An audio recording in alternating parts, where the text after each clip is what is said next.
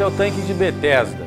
Esse tanque ou reservatório tinha um movimento de água intermitente, o que parecia um tanto quanto sobrenatural para quem não conhecia muito aquele sistema. É por isso que nesse local haviam muitos doentes, uma multidão de coxos, cegos, paralíticos, todos buscando um milagre.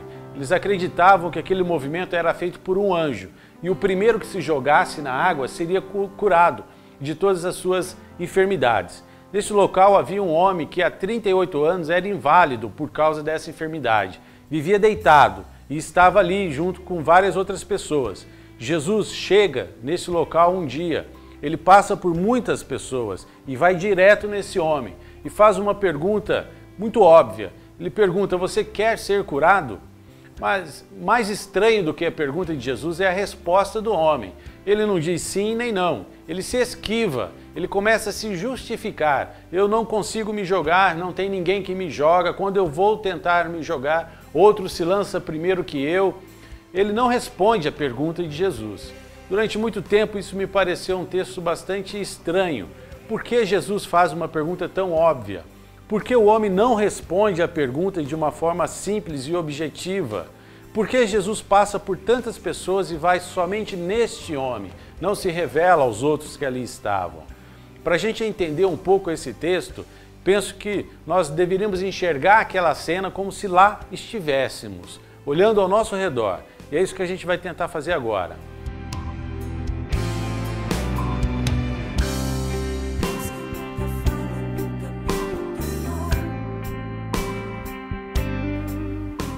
Imagine-se no local, olhe ao seu redor, está cheio de pessoas, todas buscando um milagre, buscando uma cura. No capítulo 2 de João, diz o texto bíblico que muitas pessoas passaram a crer em Jesus justamente por causa dos milagres, dos sinais miraculosos que ele fazia. Além dos seus 12 discípulos, Jesus tinha muitas pessoas que o seguiam, tinha muitas pessoas que se faziam discípulos de Jesus. Então, quando Jesus chega naquele lugar, ele não chega sozinho, ele chega com uma grande comitiva.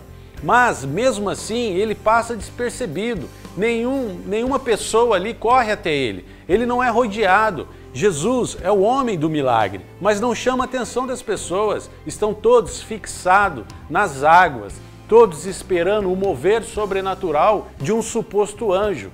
Quando Jesus passa por essas pessoas e vai até aquele homem, ele tem um motivo muito claro, muito especial. A pergunta que ele faz não é tão óbvia assim, porque a pergunta de Jesus não tem resposta. Ele pergunta se aquele homem queria ser curado, mas aquele homem não podia responder nem sim nem não. Se aquele homem responde sim, seria uma afronta para todas as outras pessoas que ali estão. Porque a condição para ser curado era se jogar primeiro. Então todas aquelas pessoas estavam competindo entre si. Quem se jogasse primeiro recebia o prêmio, que era a cura. Aquele homem era um inválido, vivia deitado e não podia concorrer com aquelas pessoas. Seria uma afronta dizer que estava ali para tentar cair na água em primeiro lugar. Mas ele também não podia dizer não, porque se ele dissesse não, eu não quero ser curado, também seria uma afronta. Porque ali era uma competição. O que é que ele estava fazendo ali então, se ele não quisesse ser curado? Então ele tenta se esquivar, ele tenta se justificar. De uma certa forma, de uma boa forma, Jesus desmascara aquele homem. Porque na verdade era o único que estava ali com um coração certo, com uma fé correta. Porque só tinha um motivo para aquele homem estar ali. Ele queria ser curado, ele queria ser abençoado. Mas ele não cria da forma como aquelas pessoas criam. Ele tinha certeza que se Deus quisesse abençoá-lo, se Deus quisesse curá-lo, Deus iria fazê-lo, mesmo sem ele se jogar na água. Coisa que ele não podia revelar ali, porque era um ritual. Era algo que as pessoas estavam acreditando, era algo que as pessoas tinham tido como necessário para a cura. Mas aquele homem tinha um coração em Deus, não naquele tanque de Betesda. Veja, hoje em dia muitas pessoas passam por situações semelhantes. Estão buscando algo em Deus, estão esperando algo em Deus, mas estão vivendo um verdadeiro e moderno tanque de Betesda.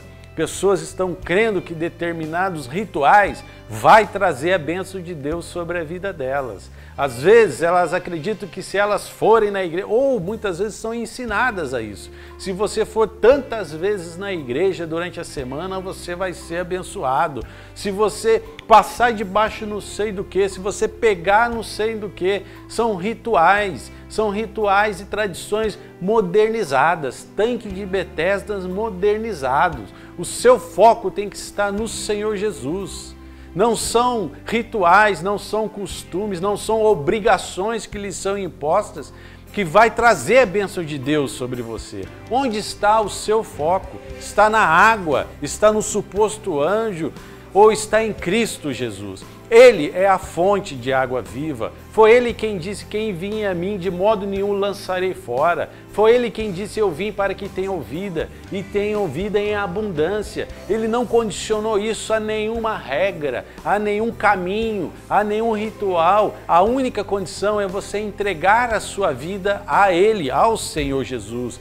E veja só, aquelas pessoas que estavam ali, todas muito necessitadas, talvez houvesse ali pessoas mais necessitadas ainda do que este homem, que estava inválido por causa da enfermidade. Mas Jesus não foi a ele. Jesus não abençoou outra pessoa, foi aquela pessoa apenas, porque aquela pessoa tinha a fé singela, tinha a fé verdadeira. Em 1 João diz que a fé que vence o mundo é essa, aquele que crê que Jesus é o Filho de Deus. Isso significa ter a sua vida nas mãos dele, não em rituais, não nos tanques de Betesda modernos, que você pode olhar para a sua vida e descobrir. Quem sabe você não está perdendo tempo porque está num tanque de Betesda, porque está esperando o suposto anjo, que é de Deus, e mover as águas para você se jogar lá dentro. Não é assim que Deus trabalha. Deus trabalha com o coração. Que você tenha a sua vida nas mãos dele, do Senhor Jesus, que você tenha a tua confiança, a sua segurança nas mãos dele, que ele seja o Senhor da sua vida, que ele trace os seus passos, os seus caminhos, que os seus olhos estejam nele, no homem dos milagres, no Senhor Jesus, e assim você terá paz.